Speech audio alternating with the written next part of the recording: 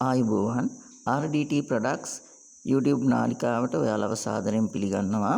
අද මම ඔයාලට කියන්න යන්නේ බුද්ධදාස රජතුමාගේ ඖෂධීය බුලත් විට ගැන.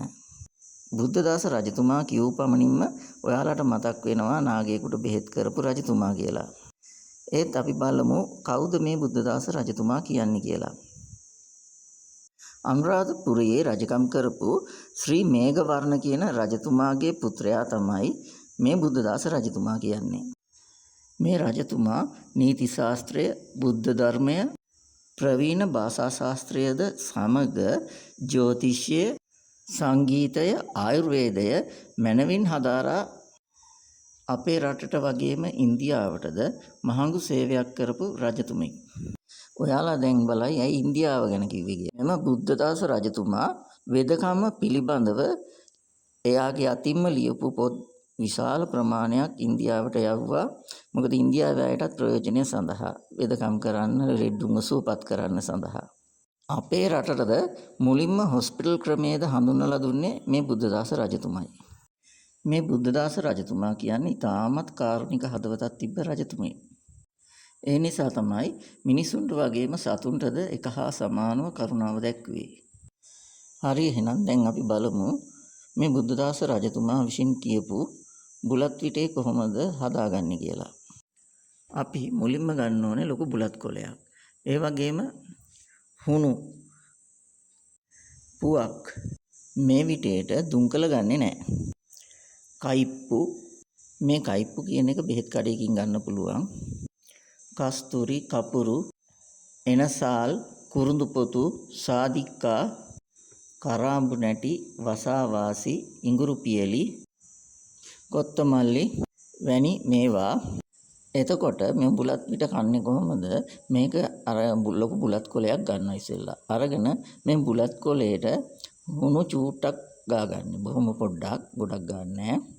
ඊට පස්සේ අර සියලුම ඖෂධ ටික වෙන වෙනම හරි එකට හරි ගමන වෙන වෙනම පොඩ දාලා කුඩු කරගෙන ඊට පස්සේ වෙන වෙනම කුඩු කරගන්න. එහෙම එතකොට තමයි බොහොම පොඩ දාගෙන යන්තම් කන්න පුළුවන්. මොකද කයිප්පු කියන එක ටිකක් තිත්තයි. ඒක නිසා මේ එකෙන් චූට්ටයි ගන්න ඕනේ. ඉතින් ඒ ටික අරගෙන මේ බුලත් පිටේ මේ හොඳට ඔතලා කටේ දාලා හපලා මුලින්ම එකපාරක් කෙල ගහනවා. ඊට පස්සේ පළවෙනි පාර කියලා ගැහුවට පස්සේ දෙවෙනි පාර ඉඳන් එන ඉස්ම උරා බොන්න පුළුවන්. ඒ ඉස්ම බිව්වහම මෙන්න මේ වගේ ගුණ ටිකක් ලැබෙනවා. මුලින්ම කටේ දුගඳ නැතුව යනවා. ඒ වගේම මුඛ රෝග නැතුව යනවා. කාම ආශාවන් වර්ධනය කරනවා. ඒ වගේම බඩගින්න ඇති කරනවා. බඩ පුරවලා දාමීම වගේ දේවල් නැති කරලා දානවා. බඩේ අජීර්ණ වගේ තියෙනවා නම් ඒවා පුච්චලා දානවා. නිතරම වාගේ වැඩක් කරනකොට නිදිමත එන අය ඉන්නේ. ඒ අයගේ නිදිමත ගතිය නැති වෙලා යනවා. කම්මැලිකම, නිදිමත ගතිය නැති වෙන නිසා හිතේ ධෛර්යයෙන් යුක්තව කටයුතු කිරීමටද හැකියාව ලැබෙනවා. ඒ වගේම මෙසේ ಗುಣ බොහොමයක් තියෙන මෙම බුලත් විටේ බුද්ධදාස රජතුමා විසින් කියන ලද බුලත් විටේ. මේක ඔයාලත් කාලා බලන්න. මුඛ පිළිකා හැදෙන්නේ නැහැ. මොකද දුම්කල හුණු දෙක එකතු වුණාම තමයි මුඛ පිළිකා හැදෙන්නේ. හුණු මේකට බොහොම ස්වල්පයි ගන්න, චූට්ටයි දාගන්නේ. ඒක නිසා හුණු වල ಗುಣ තියෙනවා. ඒක නිසා බය වෙන්න දෙයක් නැහැ හුණු කෑවට. හුණු කෑවට ලොකු අගුණයක් වෙන්නේ නැහැ. ඒ නිසා මේම බුලත් පිටෙන් ඔයාලට ලොකු ප්‍රයෝජනයක් ගන්න හැකියාව තියෙනවා.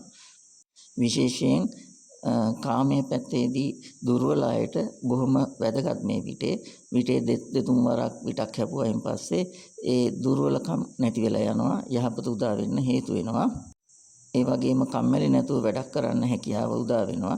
ඔයගොල්ලන්ට යහපත් ආකාරයට වැඩ කටයුතු කරගෙන ඉදිරියට යන්න හැකියාව තියෙනවා මේ බුද්ධදාස රජතුමා විසින් කියන ලද බුලත් පිටේ කෑවොත්.